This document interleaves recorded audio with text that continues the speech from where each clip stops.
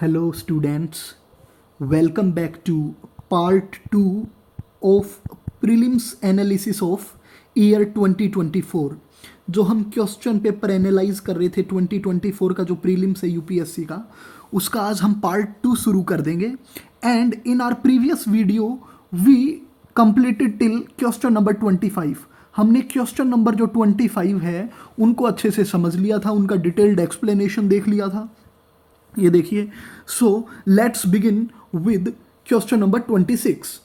C which one of the following is the correct description of 100 million farmers. ये 100 million farmers ना एक campaign है initiated by World Economic Forum. And now there are 4 options and आपको बताना है कि इनमें से कौन सा करेक्ट डिस्क्रिप्शन है 100 मिलियन फार्मर्स का.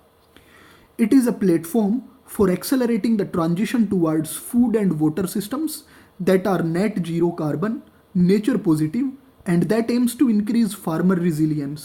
ये एक ऐसा प्लेटफॉर्म है जो हमारे फूड और वाटर सिस्टम्स को कुछ इस तरीके से ट्रांसफॉर्म करना चाहता है जिससे वो नेचर पॉजिटिव हो जाएं और कार्बन एमिशन जो है वो बिल्कुल जीरो हो उनसे, सो दैट फार्मर का रिजिलियंस बढ़े. Okay, moving on to the option B.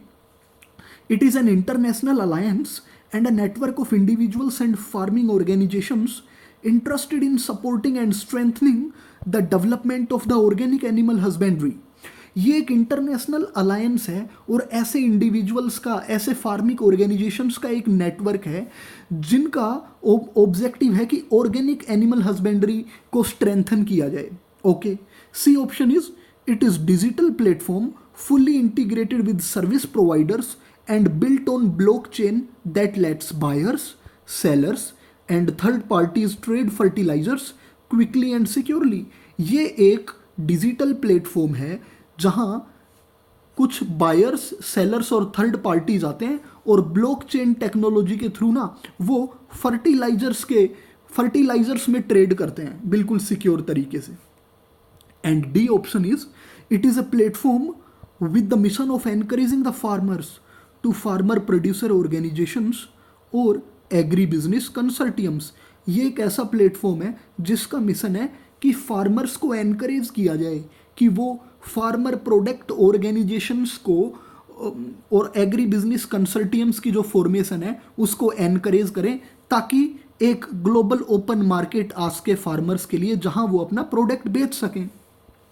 सी, अब स्टूडेंट्स जिसको ये ऑप्शन इसका आंसर नहीं पता ना, मैं चाहता हूँ ऐसे आंसर्स को अगर आपको सही मार्क करना है तो आप ऑप्शंस को बारीकी से ऑब्जर्व करें. If you observe options B, C and D, you will find that they are specific in nature. Specific in nature कैसे? ये ऑप्शन अपने आप को केवल लिमिट रखता है ऑर्गेनिक एनिमल हस्बेंड्री में. ये ऑप्शन अपने आप को लिमिट रखता है केवल फर्टिलाइजर्स की ट्रेड तक, और बात हो रही है 100 मिलियन फार्मर्स की. और ये बात करता है डी ऑप्शन कि फार्मर्स आए और फार्मर प्रोडक्ट ऑर्गेनाइजेशंस और एग्री बिजनेस कंसोर्टियम्स बनाएं. सी, बी और सी तो कुछ ज़्यादा ही स्पेसिफिक हैं. डी थोड़ा सा वाइडर इन अप्रोच है कि क्या पता इतने फार्मर्स एक साथ आएँ और भाई एक एफपीओ बना लें अपने प्रोडक्ट को बेचने के लिए. ऐसी कैंपेन है ये. लेकिन अगर आप ए ऑप्शन को ऑब्जर्व करते हैं ना, यू विल फाइंड कि ए ऑप्शन ना जो कंटेम्प्रेरी इश्यूज न्यूज़ में रहते हैं ना उन्हीं से मेल जोल खाता है. आजकल क्लाइमेट चेंज की बहुत बात हो रही है, तो ये ऑप्शन बोल भी क्या रहा है कि फूड और वाटर सिस्टम को फार्मर्स ऐसे ट्रांसफॉर्म करेंगे जिससे ना कार्बन एमिशन नेट जीरो हो जाए, उनकी एग्रीकल्चरल प्रैक्टिसेस नेचर के साथ पॉजिटिव में रहें जिससे फार्मर रिजिलियंस बढ़े. अब इस ऑप्शन को अगर आप कंपेयर करते हो बी, सी, डी से तो ये बहुत ही वाइडर इन अप्रोच है, वाइडर इन नेचर है और करेक्ट आंसर भी ए है. ओके, अगर आपको आता है आंसर तो आप अपनी नॉलेज से मार्क करिए, अदरवाइज आप ऑप्शंस को ऐसे कंपेयर करना सीखिए. That will definitely help you in arriving at the right option. Okay, now moving on to the question number 27. Consider the following: 1. Battery storage, biomass generators. 3. Fuel cells. 4. Rooftop solar photovoltaic units. How many of the above are considered distributed energy resources? See, अब आपको इसका जवाब देने के लिए ना ये जरूरी है पता होना that what are distributed energy resources. Simple terms में ना distributed energy resources small scale energy generation और स्टोरेज टेक्नोलॉजी होती हैं। जो इलेक्ट्रिसिटी जहाँ पे कंजम्पशन होती है ना, उन्हीं पॉइंट्स के आसपास इनकी लोकेशन होती है। फॉर एग्जांपल मान लीजिए there are hundreds of homes, okay, तो ये डिस्ट्रीब्यूटेड एनर्जी रिसोर्स बना हुआ है यहाँ पे, और ये क्या करेगा कि इसके अंदर ऐसी टेक्नोलॉजी होगी that it will supply power and electricity to these houses. अब आपको ऑप्शंस को देख के ये बताना है कि इनमें से किसको आप डिस्ट्रीब्यूटेड एनर्जी रिसोर्सेज मान सकते हैं। बैटरी स्टोरेज, बैटरी से आप क्या एनर्जी को डिस्ट्रीब्यूट कर सकते हैं? यस, आपके पास बैटरी है, आप एक जगह से दूसरी जगह ले जाइए उसको। बायोमास जनरेटर्स भी होते हैं, डिसेंट्रलाइज्ड एनर्जी रिसोर्स है, कहीं भी लगा लिया किसी भी एक कॉलोनी के अंदर। फ्यूल सेल्स भी हैं, और रूफटॉप सोलर फोटोवोल्टिक यूनिट्स तो हैं, सोलर एनर्जी लगी, एक पूरी सोसाइटी है उसमें, मान लीजिए एक सोलर प्लांट, एक सोलर प्लेट लगा दी गई है जो पूरी सोसाइटी को बिजली देगी। तो ये चारों के चारों ही जो है ना, ये डिस्ट्रीब्यूटेड एनर्जी रिसोर्सेज हैं, they are decentralised in nature. यहाँ जो इलेक्ट्रिसिटी जो ये सप्लाई करेंगे ये सेंट्रलाइज्ड इन नेचर नहीं है, they are decentralised in nature. Okay, तो आपको अगर इस आंसर का जवाब देना था तो आपको ये पता होना चाहिए कि ये जो चार चीज़ें हैं ये ऐसे मतलब सोर्सेज हैं, ऐसे रिसोर्सेज हैं जिनसे आप इलेक्ट्रिसिटी सप्लाई कर सकते हो डिसेंट्रलाइज्ड लेवल पे भी। एक जगह से दूसरी जगह ले जाओ आप बैटरी को, सोलर फोटोवोल्टिक यूनिट्स कहीं लगा दो, लेकिन पावर प्लांट थोड़ी है कि आप हर गांव में लगा दोगे। वो सेंट्रलाइज्ड होगा, 10, 20, 30 या 50 गाँवों का एक या 100 गाँवों का एक, समझ रहे हैं ना आप? Okay, moving on to the question number 28, interesting question. Which one of the following shows a unique relationship with an insect that has co-evolved with it and that is the only insect that can pollinate this tree? अब नीचे 4 trees के नाम हैं और आपको बताना है कि इनमें से कौन से ट्री की एक रिलेशनशिप है एक इंसेक्ट के साथ, और वो ही एक ऐसा इंसेक्ट है जो इस ट्री को पोलिनेट करता है। See the correct answer is fig, because एक इंसेक्ट है कॉल्ड एज फिग वास्प, और ये फिग वास्प जो है ना, it is the only insect that can pollinate fig tree. Okay, तो आपको याद रखना है, ये अच्छा फैक्ट था। Moving on to the question number 29, consider the followings butterflies, fish, frogs. How many of the above have poisonous species among them? बताइए, only 1, only 2, all 3 या नन? सी स्टूडेंट्स, मेरी जो अप्रोच रहती है ना इस तरीके के एमसीक्यू को सॉल्व करने की, दैट इज आप ना हर नाम के आगे या तो सम लिख लीजिए या ऑल लिखिए और नो लिखिए, और अब एक एक करके आप बोलिए। Some butterflies are poisonous, some fish are poisonous, some frogs are poisonous। जब हम सम यूज करते हैं ना कि कुछ बटरफ्लाई, कुछ फिश और कुछ फ्रॉग्स पॉइजनस हैं, तो थोड़ी बैलेंस्ड अप्रोच निकल के आती है। लेकिन अगर ऑल बटरफ्लाइज आर पॉइजनस ऐसे बोला जाए ना तो बड़ा ही एक्सट्रीम स्टेटमेंट हो जाता है कि यार सारी बटरफ्लाई पॉइजनस हैं। और अगर हम बोलें no butterfly, no fish, no frogs are poisonous, कि कोई मछली, कोई बटरफ्लाई या कोई फ्रॉग पॉइजनस है ही नहीं, तो भी एक्सट्रीम मामला नज़र आता है कि नो बोलें तो। अब इतनी लाखों स्पीसीज़ हैं, प्रजातियां हैं मछलियों की, कोई एक आधी तो ज़रूर पॉइजनस होगी ना। ऐसा ही बटरफ्लाई में होगा, ऐसा ही फ्रॉग्स में। तो आपने सम, ऑल, नो लिख के एक एक को एग्जामाइन किया तो सही अप्रोच सम से नज़र आ रही है, बिल्कुल बैलेंस्ड अप्रोच, कि हाँ इतनी लाखों प्रजातियां हैं, कुछ बटरफ्लाइज होंगी जो पॉइजनस होंगी, कुछ फिश भी होंगी जो पॉइजनस होंगी, इतनी लाखों प्रजातियां हैं ओशियन में, और कुछ फ्रॉग्स भी होंगे definitely poisonous in nature. So the correct answer for this MCQ is C option, all 3। ऐसे क्वेश्चंस जब अगर आपको फेस करने को हो तो आप ये अप्रोच जरूर लगाइएगा, that will definitely help you, क्योंकि आप इस अप्रोच से जानेंगे कि कहाँ एक्सट्रीम नज़र आ रहा है मामला। Okay, moving on to the next MCQ, how many of the above trees are actually native to India? ये ट्रीज हैं और आपको बताना है कि इनमें से कितने केवल ओरिजिनली इंडिया में ही हैं। 1 is cashew, 2 is papaya and 3 is red sanders. बताइए। See the correct answer for this MCQ is A option only one. जो रेड सैंडर्स है ना, ये केवल इंडिया में मिलता है। बाकी कैस्यू और पपाया जो हैं ये बाहर से आए हैं। कैस्यू हमारे पास साउथ अमेरिकन कॉन्टिनेंट से आया, पपाया अमेरिका से आया, लाइक मैक्सिको और जो यूएसए वहाँ से आया था इंडिया में। ओके, सो करेक्ट आंसर इसका ये था। क्वेश्चन नंबर 30 है, इसकी डिटेल्ड एक्सप्लेनेशन आप देख लीजिएगा। ये क्वेश्चन नंबर 27 मैंने आपको लिख के बता दिया है, ठीक है। 30 में देखिए, रेड सैंडर्स ना नेटिव स्पीसीज है आंध्र प्रदेश की। हमारे जो ईस्टर्न घाट्स है ना, वहाँ पे ये बहुत ज़्यादा मिलते हैं रेड सैंडर्स। इनको रेड सैंडलवुड भी बोला जाता है। एंड ये वाइल्ड लाइफ प्रोटेक्शन एक्ट 1972 में जब अमेंडमेंट हुआ ना इन द ईयर 2022, तो रेड सैंडर्स को लिस्ट कर दिया गया शेड्यूल 4 में। ओके, और इंडिया की जो फॉरेन ट्रेड पॉलिसी है ना, वो बोलती है कि जो रेड सैंडर्स का ट्रेड है, ट्रेड इंपोर्ट जो है ना, रेड सैंडर्स का इंपोर्ट वो प्रोहिबिटेड है। यानी इंडिया जो है हमारा, अगर कहीं से रेड सैंडर्स इंडिया के अंदर आएगा ना, तो वो नहीं आएगा, प्रोहिबिटेड, रोक है उसके ऊपर। वहीं जो एक्सपोर्ट है ना, that is restricted, restricted. Okay, and despite the regulation and legal protection, illegal logging and timber extraction remains a major conservation concern for the species. ठीक है, ये तो चिंता की बात है कि लीगल प्रोटेक्शन होने के बाद भी बड़ी ही स्मगलिंग होती है रेड सैंडलवुड की। लेकिन इंपोर्ट पे तो पूरे तरीके से प्रोहिबिशन है, लेकिन एक्सपोर्ट पे रिस्ट्रिक्शंस हैं। यानी एक्सपोर्ट्स अलाउड तो है, बट अंडर सर्टेन सर्कमस्टांसिस, उसके कुछ रूल्स और रेगुलेशंस हैं, आपको बड़ी परमिशन लेनी होगी, रीज़न बताने होंगे। ओके, तो अगर यूपीएससी कल को स्टेटमेंट लिख दे that export and import of red sanders is prohibited, तो वो गलत होगा। केवल जो इंपोर्ट है that is prohibited, export is restricted. Restricted यानी थोड़ा सा अलाउड है, बट कुछ रूल्स रेगुलेशंस के दायरे में। ओके, तो ये याद रखिएगा, इंपॉर्टेंट एक्सप्लेनेशन है। अब coming to the question number 31, with reference to radioisotope the thermoelectric generators consider the following statements। ये जो रेडियो आइसोटोप थर्मोइलेक्ट्रिक जनरेटर्स है ना, इनका काफ़ी यूज़ होता है स्पेसक्राफ्ट में।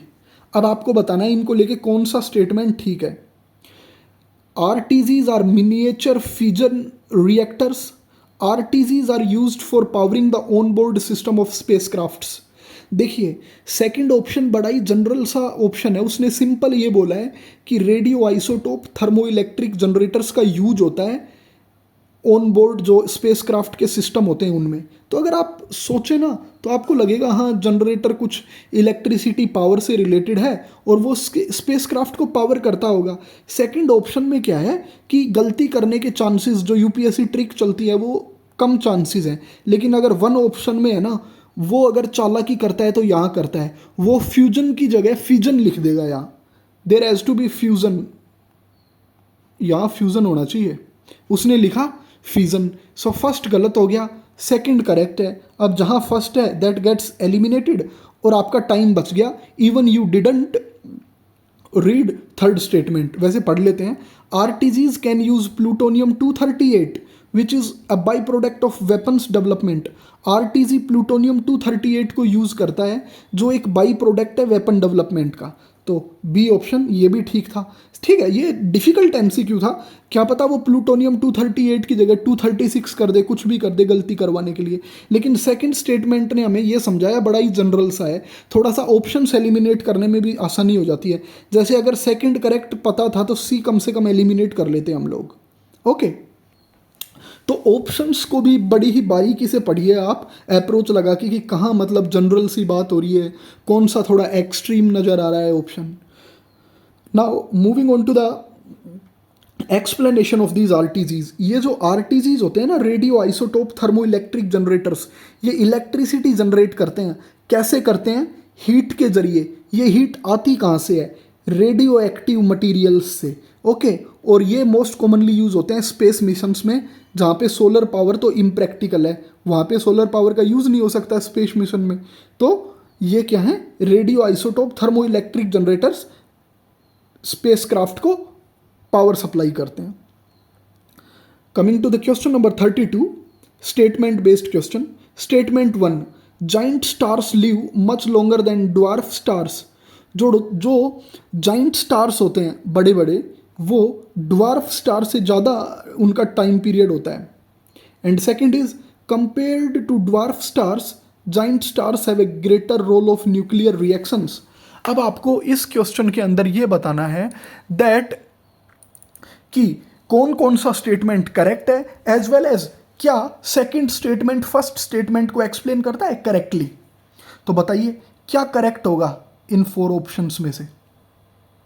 सी the correct answer for question number 32 is D option. Statement 1 incorrect है, 2 करेक्ट है. And how? बिकॉज जो जाइंट स्टार्स होते हैं ना, वो उनका जो ड्यूरेशन होता है that is not much longer than dwarf stars. वो ड्वार्फ स्टार्स से कम होता है. They are of lesser duration. क्यों?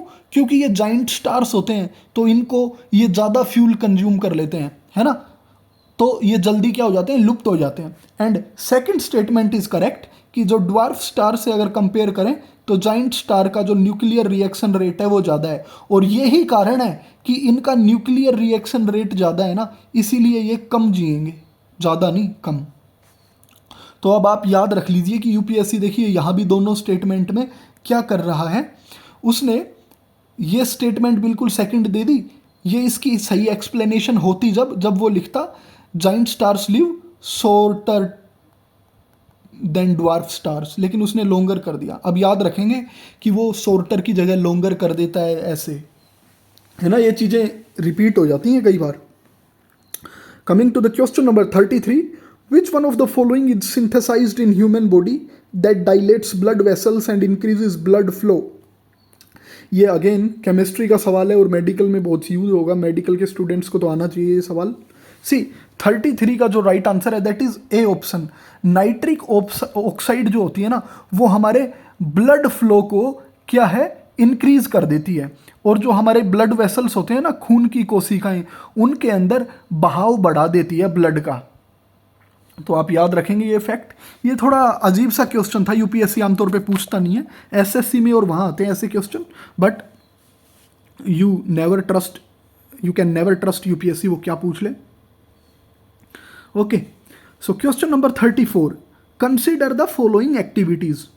First, identification of narcotics on passengers at airports और इन एयरक्राफ्ट.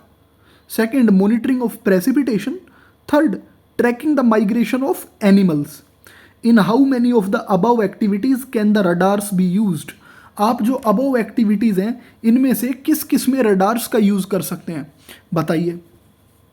सी इसका करेक्ट आंसर है ओनली 2, केवल 2 और 3. आप रडार प्रेसिपिटेशन, बारिश आ रही है, बर्फ गिर रही है, स्नोफॉल हो रहा है, इसको मापने के लिए आप रडार्स का यूज़ कर सकते हैं. जो बड़े बड़े मेट्रोलॉजिकल ऑर्गेनाइजेशंस होते हैं वो करते भी हैं. एनिमल्स के माइग्रेशन को भी आप ट्रैक कर सकते हैं रडार्स से, ठीक है ना. बट फर्स्ट इज रोंग. ये जो चीज़ें हैं ना, ये बड़ा ही मतलब डिस्प्यूटेबल सा क्वेश्चन था. Some sources reveal that it is possible via radars also, लेकिन कुछ बोलते हैं कि ये ना केवल जो एक्सरे मशीन होती हैं उनसे होता है, रडार्स का यूज़ नहीं होता इसमें. सो ओनली 2 इसका करेक्ट आंसर है. अब coming to the question number 35, consider the following statements. 1, Rafale, MiG 29, Tejas MK1. Okay, now question says how many of the above are considered 5th generation fighter aircraft. आपको बताना है 5th generation fighter aircraft कौन सा इनमें से, बताइए. Only 1, only 2, all 3 या none. C correct answer जो होगा इसका वो नन होगा. बिकॉज ना ही रफाल, ना ही मिग 25 और ना ही आपका ये तेजस, इनमें से कोई भी 5th जनरेशन एयरक्राफ्ट नहीं है. ये सारे के सारे कोई 4th जनरेशन का है, कोई 4.4 का, 4.5 का है, कोई फिर 4 का है. क्यों?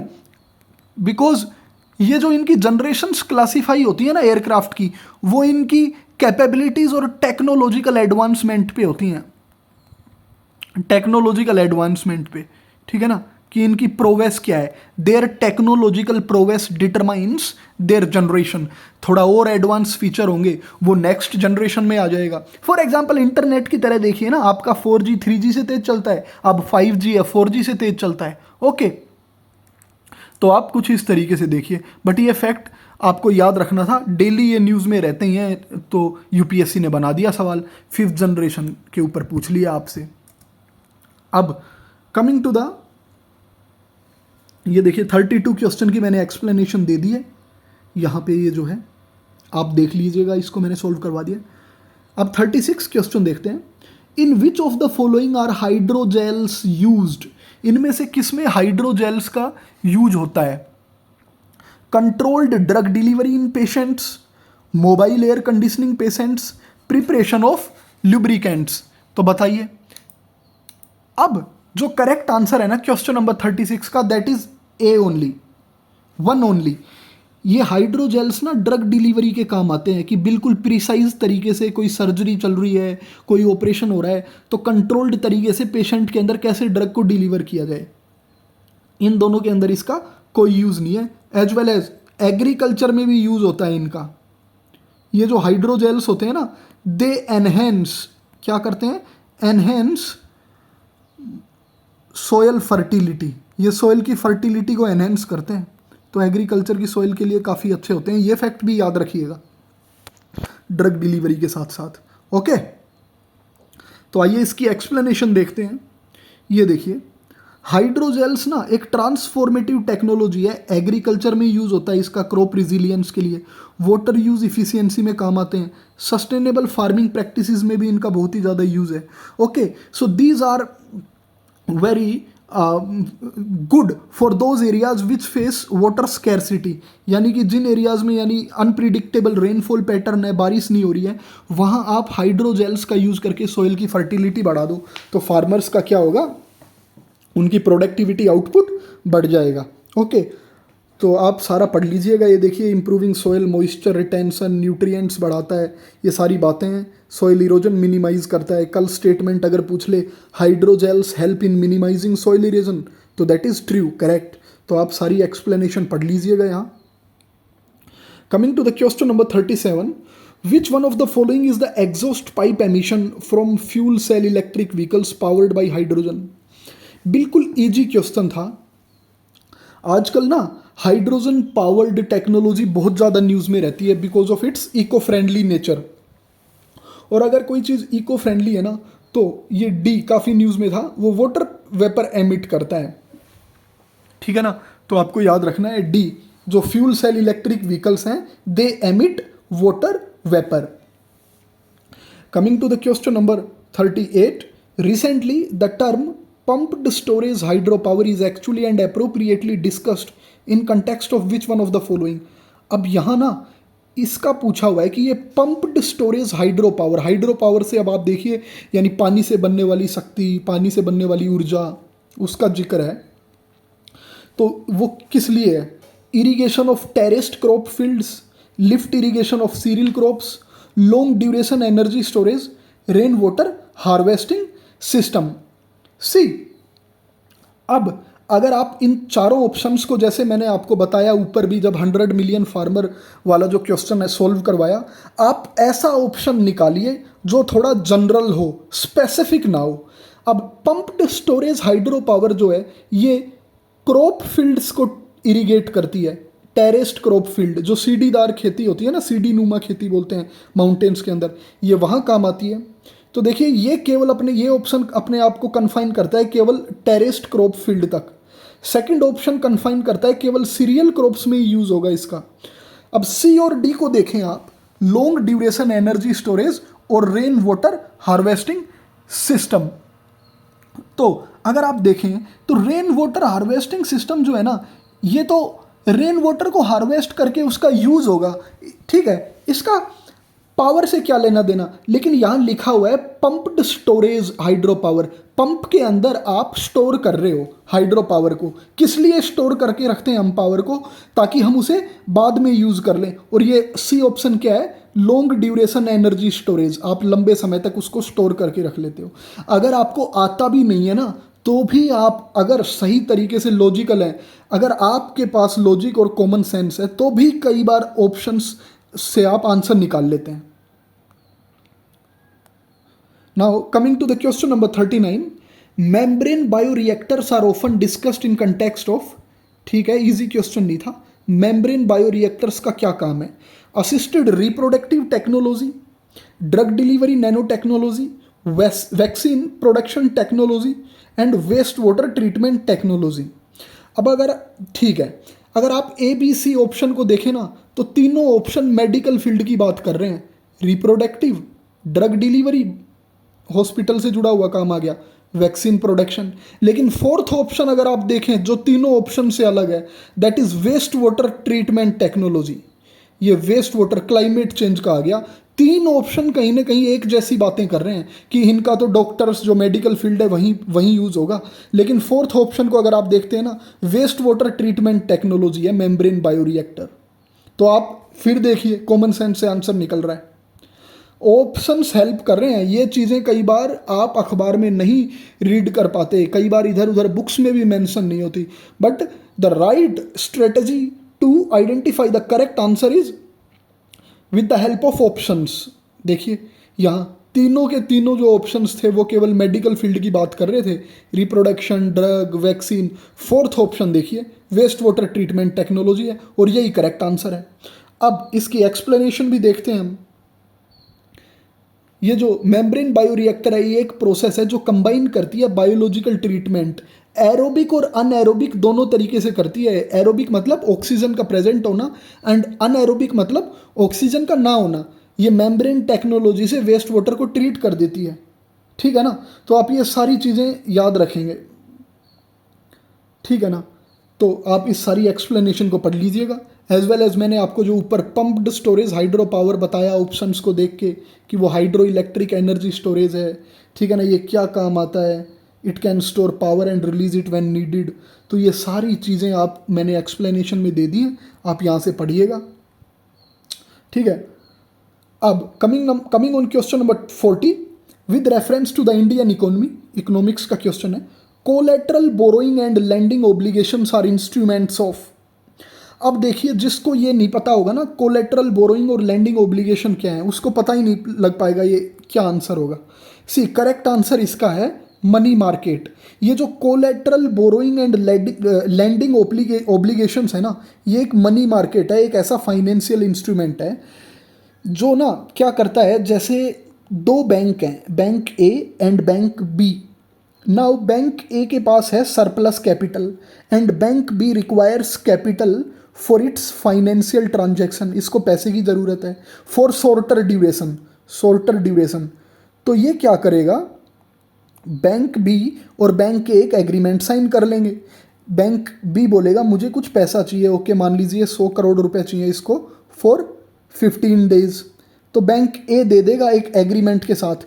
बैंक बी क्या करेगा, इन रिटर्न बैंक ए को ना कुछ सिक्योरिटी देगा। कोलेटरल का मतलब होता है, बिल्कुल आम आदमी की भाषा में कहूँ तो कुछ गिरवी रखेगा। अब वो कुछ भी हो सकता है, लाइक बॉन्ड होगा, सिक्योरिटी होगी, स्टॉक्स होंगे कि अगर मैं पैसे वापस ना करूं तो आप ये ले लेना। सिंपल ये बात है, लेकिन कॉम्प्लेक्स से टर्म आ जाते हैं ना तो एस्पिरेंट्स घबरा जाते हैं। Collateral borrowing and lending obligation, क्या ही बात आ गई। कोलेटरल मतलब गिरवी रखना, बोरोइंग एंड लैंडिंग उधार देना, पैसा लेन देन का उधार, ओब्लिगेशंस जिम्मेवारी। अब ये इसकी ओब्लिगेशन बन गई ना, इसने इससे अगर बोरो किया है बी ने ए से, तो it is the obligation of B to repay the principal amount with interest within a given time of the agreement, जो इन्होंने ये साइन किया था।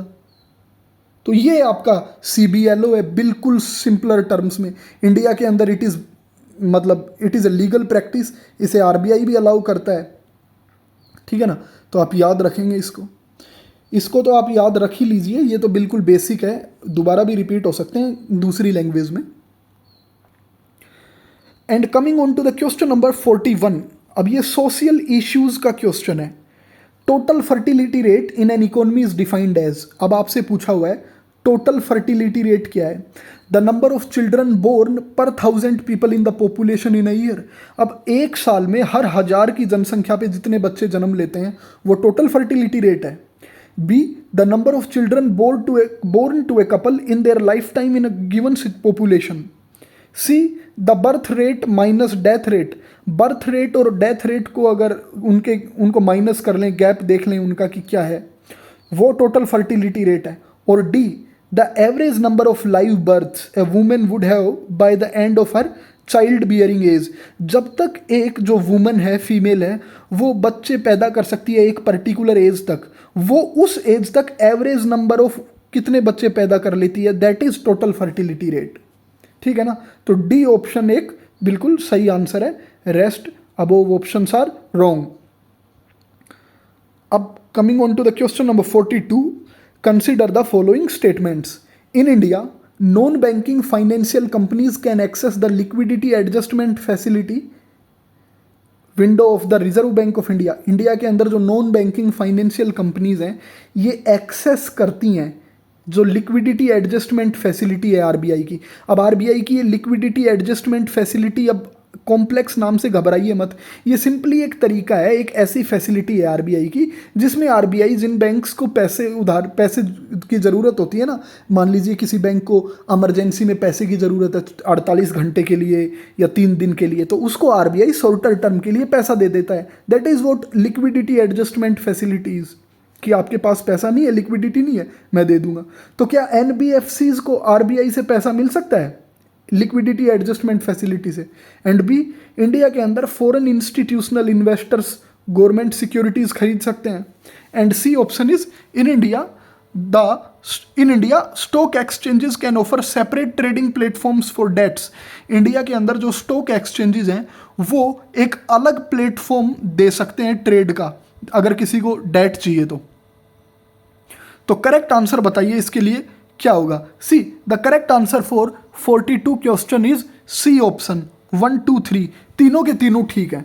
इंडिया के अंदर स्टॉक एक्सचेंजेस ऑफर कर सकते हैं डेट्स एक सेपरेट ट्रेडिंग प्लेटफॉर्म पे। बी, इंडिया के अंदर जो फॉरेन इंस्टीट्यूशनल इन्वेस्टर्स होते हैं ना, गवर्नमेंट सिक्योरिटीज, ट्रेजरी बिल्स भी होते हैं जिनको बोलते हो आप, है ना, जिनका मैच्योरिटी टाइम पीरियड होता है 91, 182, 362 डेज ऐसे करके, तो उनमें ये उनको खरीद सकते हैं फॉरेन इंस्टीट्यूशनल इन्वेस्टर्स, और इन रिटर्न वो क्या करेंगे, पैसा दे देंगे। और फर्स्ट ऑप्शन भी बिल्कुल ठीक है। ठीक है, अब इसमें ना ये जो तीनों ऑप्शंस है ना, ये केवल, इनमें कोई कंसेप्ट नहीं है, ये केवल एक रूल्स हैं, रेगुलेशंस हैं कि कौन कैसे कैसे क्या ऑपरेट करेगा। तो ये तो अब आपको याद ही रखने पड़ेंगे, इनके पीछे कोई वो नहीं है, ये आपको थोड़े रटे होने चाहिए कि आरबीआई क्या कर सकता है, कौन क्या कर सकता है। ठीक है ना। ओके, तो आइए अब चलते हैं क्वेश्चन नंबर 43 पे। In India which of the following can trade in corporate bonds and government securities? C, first is insurance companies, option 2 is pension funds and third is retail investors. अब आपको बताना है इनमें से कॉरपोरेट बॉन्ड्स और government securities में कौन trading कर सकता है, खरीद बेच कर सकता है। सी, इंश्योरेंस कंपनी कर सकती है, yes, as well as pension funds, okay, EPFO करता है। Retail investors, okay, retail investors भी गवर्नमेंट सिक्योरिटीज, कॉरपोरेट बॉन्ड्स खरीद सकते हैं, मैं और आप भी खरीद सकते हैं इनको, तो गवर्नमेंट सिक्योरिटीज को और इनको, ओके। ये जब क्या बोलते हैं, क्यों खरीदते हैं रिटेल इन्वेस्टर इनको? अपने प्रॉफिट के लिए। ठीक है ना। एक पर्टिकुलर एज में मान लीजिए कोई भी एक इंडिविजुअल है, उसने खरीद लिया एक गवर्नमेंट सिक्योरिटी को, और उसके बाद उसने सोचा 10 साल बाद वो बेचेगा, उसका अपना प्लानिंग हो सकता है वो 10 साल बाद उसे बेचे हायर रेट्स पे अपने बच्चों को पढ़ाने के लिए, फॉर अपनी हेल्थ इंश्योरेंस को मेंटेन करने के लिए, जैसे भी। So the correct answer for 43 is D, ये तीनों ही खरीद सकते हैं इनको। Moving on to the question number 44, consider the following: exchange traded funds, motor vehicles, currency swap. Which of the above is are considered financial instruments? इनमें से आपको बताना है कौन सा फाइनेंशियल इंस्ट्रूमेंट है। जो मोटर व्हीकल है ये फाइनेंशियल इंस्ट्रूमेंट है क्या, और is it a physical instrument? ये तो एक फिजिकल एसेट है। सी, तो 2 is not a financial instrument, it is a physical asset. Now अब 2 जहां है दैट ऑप्शन गेट्स एलिमिनेटेड। अब 1 and 3 जी, exchange traded funds are financial instruments as well as currency swap भी आपकी फाइनेंशियल इंस्ट्रूमेंट्स हैं। एक्सचेंज ट्रेडेड फंड्स क्या होते हैं? बेसिकली ये एक बास्केट होती है जिसके अंदर आपके बॉन्ड भी होंगे, स्टॉक भी होंगे, सिक्योरिटी भी होगी, कोमोडिटीज़ भी होगी, और एक्सचेंज फंड की जो वैल्यू होती है ना, that is backed by these underlying assets. ठीक है ना? तो ये एक्सचेंज ट्रेडेड फंड्स हो गए आपके। और करेंसी स्वैप, ये तो आप करेंसी स्वैप को आप ऐसे समझिए, for example this is RBI and this is any other bank of India. For a moment consider it as a bank of Baroda. Now bank of Baroda needs dollars and RBI has surplus dollar in its forex reserves. Now $1 is equals to see 80 rupees. So Bank of Baroda purchases this dollar from RBI. खरीदता क्यों है? क्योंकि बहुत लोगों को भी ज़रूरत होती है डॉलर की और इन चीज़ों की। ठीक है ना? तो बैंक ऑफ बड़ौदा आरबीआई से जब ये डॉलर ले लेगा तो फिक्स कर लेगा करेंसी स्वैप एग्रीमेंट के तहत कि एक सर्टेन पॉइंट के बाद, यानी 2 साल बाद, 1.5 साल बाद, I will pay back the dollars. और ये ना बैंक ऑफ बड़ौदा इसको $1, जैसे अगर इसने $1 80 रुपये के हिसाब से लिया था तो 80 रुपये के हिसाब से ही इसको वापस कर देगा। That is currency swap. लेकिन अब पता है ट्विस्ट क्या है? आप में से बहुत लोग सोचेंगे कि इसमें आरबीआई को क्या मिला। See RBI doesn't always think of profit, उसका पैसा और दूसरी जगह से भी आता है। आरबीआई इसलिए ये सब करता है ताकि इन्फ्लेशन को एज वेल एज इंडिया की जो करेंसी की वैल्यू है उसको मेंटेन रखा जाए। ठीक है ना? तो इस केस में ये हो गया एक करेंसी स्वैप का एग्जांपल। अब जो करेंसी स्वैपिंग होती है ना, that also takes place at across the countries. For example, second example देखते हैं, ये आरबीआई है और मान लीजिए ये आपका बैंक ऑफ जापान है। Now bank of Japan needs dollars, तो आरबीआई इसको डॉलर दे देगा and in return currency swap जो एग्रीमेंट साइन हुआ है ना, मान लीजिए आरबीआई ने इसको $100 दे दिए, तो बैंक ऑफ जापान क्या करेगा? $100 प्लस इंटरेस्ट देगा। जब हम किसी फॉरेन कंट्री को, यानी फॉरेन कंट्री के किसी बैंक के साथ करेंसी स्वैप करते हैं ना, तो इंटरेस्ट भी लेंगे हम। क्यों? क्योंकि इसके साथ तो हमारा कोई इंटरेस्ट, इसके साथ तो बैंक ऑफ जापान तो एक अदर कंट्री का हो गया, बैंक ऑफ बड़ौदा तो हमारा खुद का ही बैंक था, तो वहाँ तो हमने करेंसी की जो वैल्यू मेंटेन रखनी थी, इन्फ्लेशन को बराबर रखना था, ये सारी बातें ध्यान में रखी और डोमेस्टिक बैंक से इंटरेस्ट नहीं लिया। लेकिन यहाँ interest, in this case interest will have to be paid by bank of Japan. तो ये करेंसी स्वैप का आपका एग्जाम्पल है। तो करेंसी स्वैप और एक्सचेंज ट्रेडेड फंड्स ये दोनों ही वो हैं, फाइनेंशियल इंस्ट्रूमेंट्स हैं। Okay, now moving on to the next question, that is with reference to the sectors of Indian economy consider the following pairs। बिल्कुल बेसिक सवाल है भाई, इंडियन इकोनॉमी के ये जो सेक्टर्स हैं ना, आपको बताना है कि इनमें से कौन सा पेयर ठीक मैच कर रहा है। Storage of agricultural produce secondary, dairy farm primary, yes dairy farming तो प्राइमरी है। मिनरल एक्सप्लोरेशन टर्सरी है, नो मिनरल एक्सप्लोरेशन तो एक प्राइमरी सेक्टर है। टर्सरी में तो आप जो सर्विसेज देते हो वो आती हैं। Weaving cloth is a secondary, बिल्कुल कोई मतलब कोई एक फैक्ट्री है उसमें कपड़ा बन रहा है तो वीविंग हो रही है कपड़े की, तो दैट इज सेकेंडरी। तो 2 and 4 are correct, first is also wrong, first is an example of tertiary sector. अब स्टोरेज ऑफ एग्रीकल्चरल प्रोड्यूस तो लॉजिस्टिक्स है ना, आप सर्विस प्रोवाइड कर रहे हो, तो that is tertiary. So in this case 2 and 4 are correctly matched, so answer will be B option, only 2.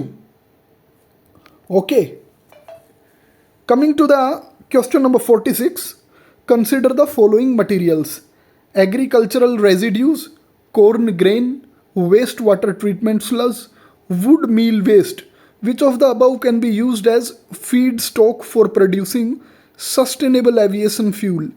इनमें से ये जो नाम लिखे गए हैं आपको बताना है कि इनमें से किसका यूज़ करके आप एक वो चीज़ बना सकते हो जिससे सस्टेनेबल एविएशन फ्यूल बन सके, क्या आप फीड स्टॉक तैयार कर सकते हो।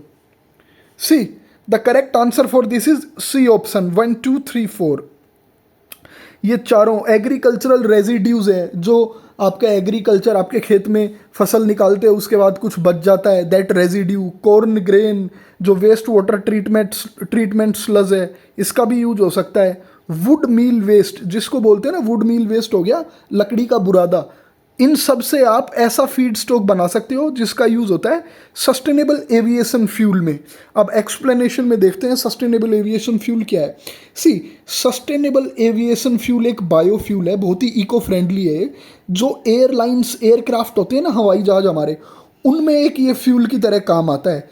इसकी जो प्रॉपर्टीज़ हैं वो सिमिलर हैं कन्वेंशनल फ्यूल जो आज यूज़ हो रहा है एरोप्लेन्स में, बट इसका एडवांटेज जो है ना सस्टेनेबल एविएशन फ्यूल का, that is smaller carbon footprint. इसमें कार्बन एमिशन बहुत ही कम होता है, तो आप ये याद रखेंगे।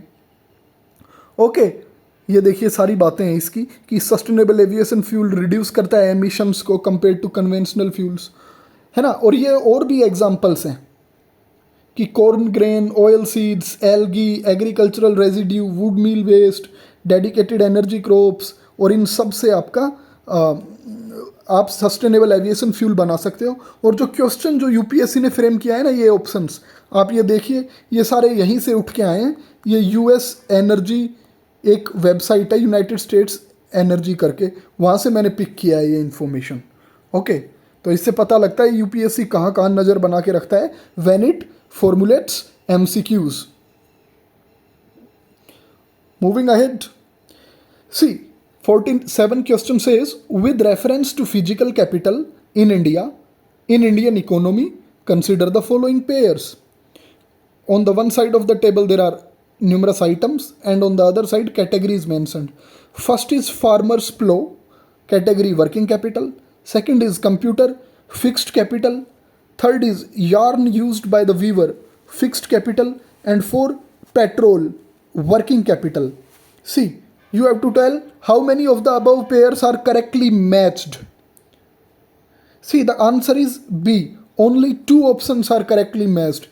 जो कंप्यूटर है वो एक फिक्स्ड कैपिटल है, बिल्कुल सही बात है, बट फार्मर्स प्लो जो है, क्या वो वर्किंग कैपिटल है? No, it is also a fixed capital. ये फिक्स्ड कैपिटल है, तो फर्स्ट तो गलत था। एंड जो पेट्रोल है, it is a working capital, बिल्कुल। और जो ये yarn used by the weaver, it's not a fixed capital, it is also a working capital. तो 2 ठीक हैं। अब इंपॉर्टेंट हो जाता है ये जानना वर्किंग कैपिटल और फिक्स्ड कैपिटल क्या होते हैं। See, working capital is that capital which is consumed in the production process. अब जो पेट्रोल है ये प्रोडक्शन प्रोसेस में कंज्यूम हो जाता है, तो ये वर्किंग कैपिटल है, ठीक है ना। ये yarn used by the weaver, yarn का यूज़ करके वीवर कपड़ा बना रहा है मान लो, तो वो कपड़ा कंज्यूम हो रहा है ना फाइनल गुड्स और सर्विसेज बनने में। पहले वो एक धागा था, उसके बाद वो कपड़ा बनेगा, कोई शर्ट बनेगी, तो वो क्या हो गया? तो यार्न जो धागा है ना, that is working capital. Working capital he petrol था, वर्किंग कैपिटल ही आपका यार्न है। ओके, फिक्स्ड कैपिटल वो चीज़ें जिनकी जो यूज की ड्यूरेशन है ना, दैट इज़ लॉन्गर ड्यूरेशन के लिए यूज की जाती हैं। Duration of fixed capital is long, ये लंबे समय के लिए यूज़ की जाती हैं।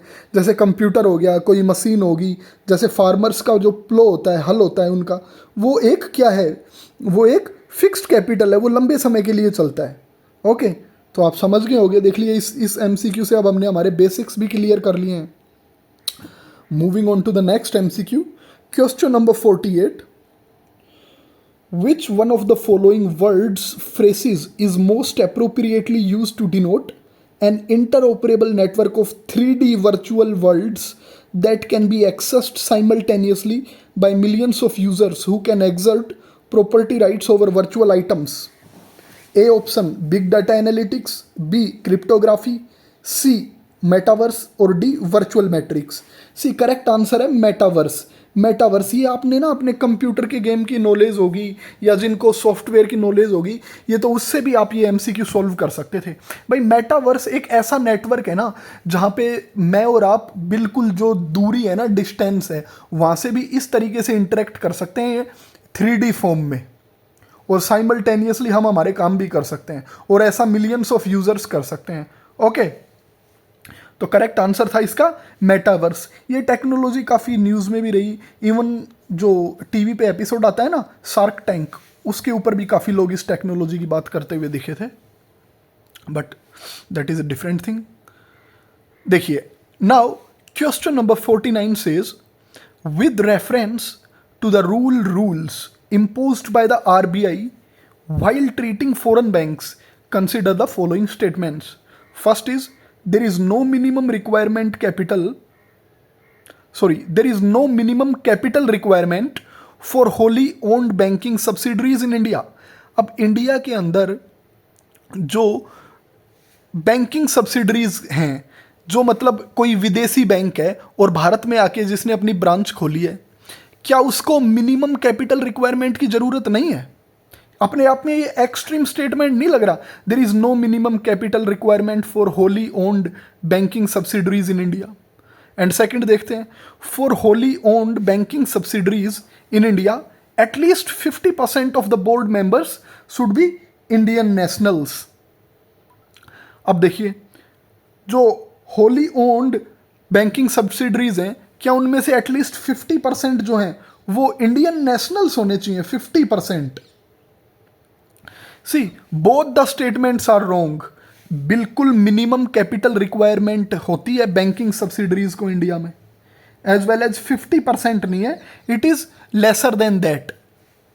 Okay, so in this case the answer will be D.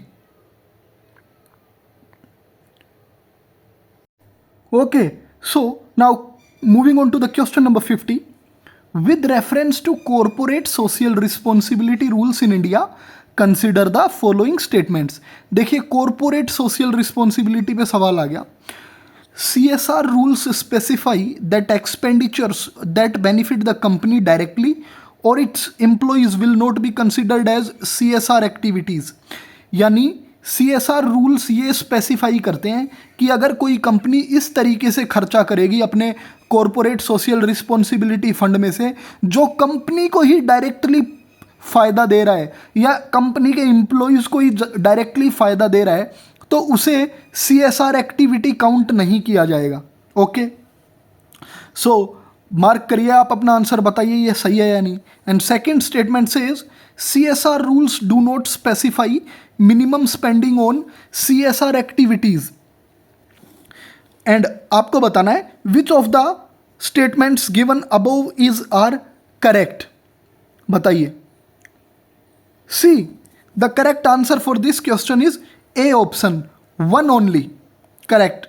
And second option is wrong because कोई भी एक बड़ी कॉरपोरेट कंपनी है ना, बड़ी कॉरपोरेशन, उसको at least 2% of their net average profit तो CSR पे खर्च करना ही पड़ता है, कॉरपोरेट सोशल रिस्पॉन्सिबिलिटी। इसको आप ऐसे समझिए कि कोई बहुत बड़ी कंपनी है ना, उसकी कुछ जिम्मेदारी हो जाती है, वो एक रिस्पॉन्सिबल कॉरपोरेट सिटीजन बन जाती है, तो उसकी जिम्मेदारी हो जाती है सोसाइटी और एनवायरनमेंट को लेके कि वो अपने नेट प्रॉफिट का एटलीस्ट 2% रुपया तो सामाजिक और पर्यावरण के मतलब आप बोल सकते हैं भले के लिए भी खर्च करेगी।